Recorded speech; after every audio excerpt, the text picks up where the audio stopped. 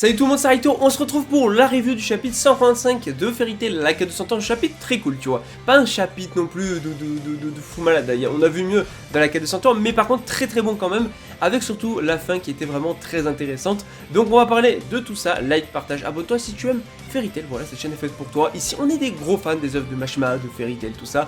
Moi je te dis c'est parti, en tout cas on commence la review. Bon, ça avait fini sur un truc, voilà, Lucy qui proposait quelque chose en tout cas à Athéna, et c'est tout simplement d'être amie avec eux. Voilà, tout simplement, elle a confirmé à Athéna que Athéna avait des sentiments et que au lieu de suivre les ordres de son maître, de Duc, il faudrait qu'elle se fasse un peu plus confiance, mais surtout qu'elle dise ce qu'elle pense, ce qu'elle veut réellement, et voilà, qu'elle agisse en fonction de ses propres émotions. Elle n'a pas à obéir, elle fait clairement ce qu'elle veut. C'est ça que Lucy essaye de lui faire comprendre.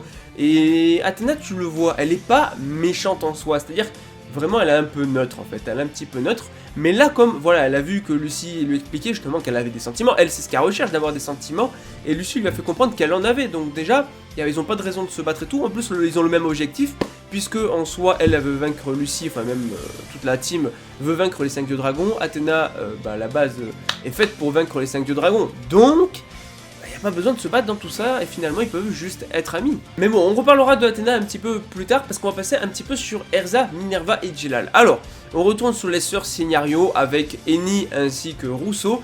Rousseau qui encore une fois bon, s'amuse un petit peu avec et joue un petit peu avec à tirer des flèches et tout, pendant que nos trois petits compagnons sous forme de petit animal miniature courent, et attention ils sont en mode, bon d'ailleurs Erza qui va choper je crois plus une canne à sucre, je sais pas quoi pour dévier les flèches, et donc Djellal est en mode ouais ce serait bien s'il y avait une porte de sortie et tout, mais, voilà, mais non il n'y aura pas de porte de sortie, ils sont pas fous, quoique il y en aura une, puisque Eni, si je me trompe pas sur la sœur, c'est Eni qui en a marre de jouer, voilà, on a marre de tout ça. Elle fait une porte exit, une porte de sortie, comme ça ils se cassent, et à l'instant même en fait où ils vont sortir de la porte, Minerva va direct les téléporter ailleurs pour être sûr de ne pas tomber sur eux.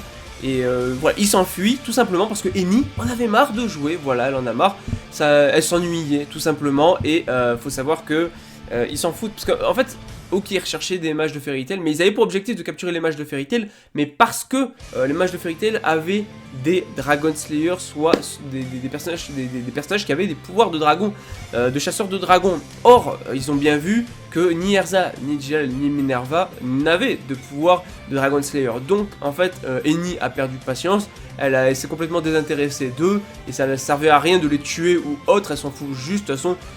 Bah voilà, ils ont pas le pouvoir qu'ils recherchent, donc en fait aucun intérêt de continuer à s'amuser avec eux. Allez, basta, elle les a laissés partir. Bon, alors au début Rousseau, voilà, elle voulait vraiment jouer, donc elle va être en mode ouais mais moi je veux jouer tout ça, et après bon, elle va lui mettre un gros coup de pression, et Eni en mode tu sais ce que ça veut dire le terme ennuyé, ok, voilà, donc maintenant ferme-la, et donc fin du débat. Maintenant, on va parler directement de la dernière partie du chapitre qui était quand même très intéressante, avec Rogue et Wendy qui sont à terre, qui peuvent pas combattre, leur pouvoir de Dragon Slayer a été extirpé par Duc, et Grey est le seul combattant. Enfin, on aurait pu avoir un combat de Grey, mais Mashima ne veut pas le laisser combattre, et Atsuo Ueda non plus, parce que Grey, encore une fois, aurait pu avoir un combat, mais il n'aura rien du tout, parce que il allait se battre, hein, mais malheureusement il y a... Malheureusement, mais heureusement aussi, parce qu'il y a quand même du très lourd qui arrive. Mais Athéna qui débarque et tout avec la guilde de Fairy Tail. Alors Duc il est en mode mais qu'est-ce qui se passe, pourquoi t'es avec eux? Et je kiffe le personnage d'Athéna, parce que bon, même si du coup ça a l'air d'être fini, j'espère qu'elle est pas morte, qu'on la reverra. Mais j'aime beaucoup. En vrai, déjà j'ai adoré son chara design déjà à sa première apparition. Et surtout, en fait, là actuellement, Athéna elle est juste trop kawaii, en mode, on dirait une enfant qui découvre qu'elle a des sentiments, tu vois, elle est toute rouge et tout, en mode, j'ai des sentiments et tout, pas besoin de voler le pouvoir magique de je sais pas quoi et tout, c'est bon, j'ai des sentiments, t'as juste à réparer mon corps et c'est bon, pas de soucis. Elle est toute contente, elle est en mode, ouais, ce sentiment, je crois que c'est la joie et tout, et genre vraiment... Elle a un visage d'une enfant toute contente, tu vois. D'ailleurs, juste avant de continuer, c'est vrai que j'ai pas parlé du fait que God Serena est en mode... est en mode... Mais si tu voulais savoir où étaient s'il y avait des Dragon Slayer et tout, t'aurais pu me le demander et tout. Et en fait, t'as le gars d'à côté qui lui fait ouais, mais toi tu penses qu'à toi. Toi tu t'en fous des autres. Et God Serena qui fait ouais, t'as raison, effectivement. C'est que God Serena lui pense qu'à lui. En fait, il connaît pas les autres parce qu'il s'en fout des autres. Mais on se retrouve avec Athéna qui va du coup aller voir Duc. Et Duc qui va la transpercer directement, La case est incroyable et en fait, j'ai eu de la peine pour Athéna. J'ai eu de la peine pour Athéna parce qu'on te la présente comme une personnage qui cherche un petit peu, qui se cherche toute seule. Et là, elle a des sentiments, elle est toute contente comme une enfant et elle se fait transpercer par la personne justement où elle était trop contente de lui dire qu'elle avait des sentiments à Duke. Et Duke, en fait, tu vois qu'il en a rien à foutre, qui est en mode finalement t'as un échec et tout, qu'il la transperce. Bon, Natsu qui va péter un cap, ce qui est logique. Est-ce qu'on va voir les combats dans les prochains chapitres directement avec Natsu qui va foncer sur Duke?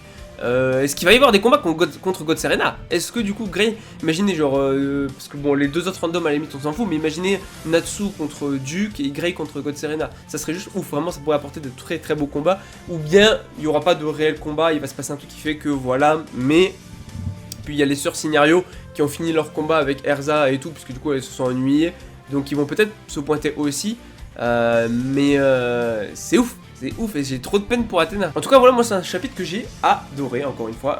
On se régale. Mashima de son Eden Zero, Fairy Tail. Bientôt, il y aura le nouveau manga de Mashima, Dead Rock. On va se régaler aussi. Il y aura des reviews. Oui, bon, oui, on va faire des reviews de 3 mangas de Mashima en même temps. Le bonheur, vraiment. En tout cas, vivement le prochain chapitre dans 2 semaines.